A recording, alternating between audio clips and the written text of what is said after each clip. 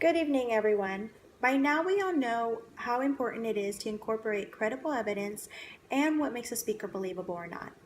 It is our understanding that we must state good reasons to whatever statement that we are trying to back up. The topic that I talked about in discussion board 4 was the importance of music programs in school. Music has proven to be highly beneficial to students and even individuals. Music can affect a person in numerous ways. According to Anthony Brunt in the Frontiers of Psychology article, music has so many positive results on a person, like the ability to continue speaking in a loud or noisy environment. Typically, the average adult who did not have music in their lives will have a harder time speaking when it comes to being in a noisy place. Brandt also states that music helps the individual understand emotional cues better than someone who may not have incorporated music in their lives. As an added benefit, children who grew up in a musical environment have a better chance at distinguishing consonants and learning different sound structures to other languages. Learning music has also proven to strengthen a child's ability to read and speak. Another credible person that speaks about the influence of music on the brain and emotions is Malini Mohana, a psychology graduate from the University of Cape Town, South Africa.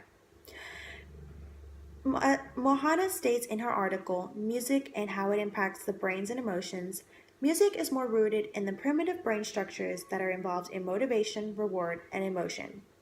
Music is something pleasurable in the frontal lobes, and it can bring a sense of thrill and additional feelings. When we are born, our brains have not fully developed and have not specialized in certain areas like vision or language. This is why it is crucial that schools, as early as primary school, continue to fund music programs. Music will help the child's brain develop in other ways that things cannot. According to the article Strike a Chord for Health, written by the National Institutes of Health, music can not only stimulate a brain's emotion and memory area, but the motor area as well. This part of the brain is specialized in motor functions, such as physical movements. Music has been known to aid people who have pains or anxiety. This could potentially help students who are feeling stressed with anything that may be happening in their lives. This could also be essential to students who are in high school with the amount of coursework that they receive. Music programs could provide these kids and teenagers with a way of coping with anxiety in school and give them a break that they may need. It should be solely up to the person whether or not they want to continue going forth with music.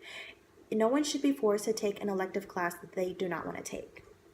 However, if schools plan to defund music programs, they are taking away this choice. So if a person does choose to participate in any kind of music program, this is no longer a viable option. To some people, music is such an important thing in life. As stated earlier, it can create so many emotions. For example, I have played the violin basically my entire life. I have always had some kind of music in my life. My music teacher always taught me to get connected and get a feel of how the music is supposed to be played. I remember being in high school, and my high school music teacher was always worried that the school was going to defund the program. Because so many people were passionate about this, they held a protest. These teachers invest so much of their time, not only in their lessons, but their students' lives as well. Music programs do not deserve to be cut because of all the potential benefits that they could make on someone's life.